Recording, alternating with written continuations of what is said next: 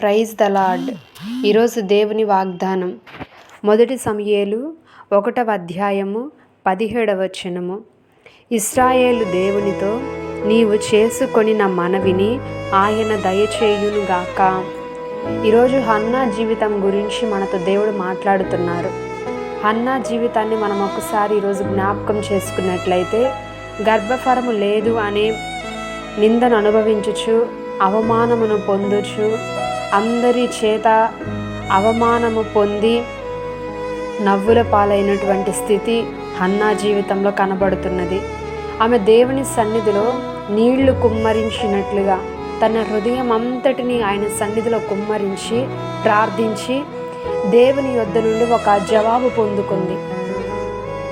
తాను చేయుచున్నటువంటి ప్రార్థన కూడా ఒక సమర్పణ కలిగి ప్రార్థించింది. నాకు ఒక మగబిడ్డను దయచేస్తే నేను నీ సేవలో ఆ బిడ్డను ప్రతిష్ఠిత చేస్తాను అని ప్రతిష్ఠిత కలిగి సమర్పణ కలిగినటువంటి ప్రార్థన తన హృదయపూర్వకముగా ఆత్మతో ప్రార్థించింది.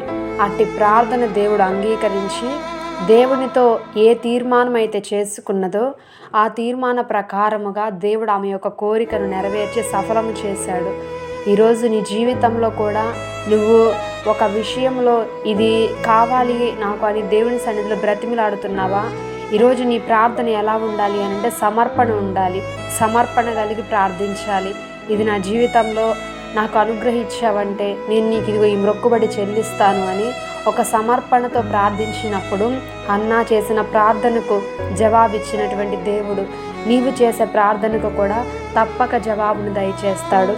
కాబట్టి ఈరోజు మన జీవితంలో ఏ విషయంలో దేవుని పాదాలు పట్టుకొని నాకు ఇది ఇవ్వు ప్రభువా అని బ్రతిమలాడుతున్నారు, ఒకసారి హన్నా వలె మనము కూడా ప్రార్థిద్దాము. హన్నా వలె మన హృదయాన్ని కూడా దేవుని సన్నిధిలో కుమ్మరించి ఆత్మతో ప్రార్థించి సమర్పణతో ప్రార్థించినప్పుడు హన్నా పొందుకున్నటువంటి ఆశీర్వాదాలు మనము కూడా పొందుకుందాము. హన్నా యొక్క ప్రార్థన దేవుడు అంగీకరించాడు. ఆ ప్రార్థనకు దేవుడే ఆమేనని జవాబిచ్చాడు. మన ప్రార్థనకు కూడా ఈరోజు పరిశుద్ధాత్మ దేవుడే తన యొక్క దూతల ద్వారా సమాధానము దయచేయునుగాక. ఆమేన్.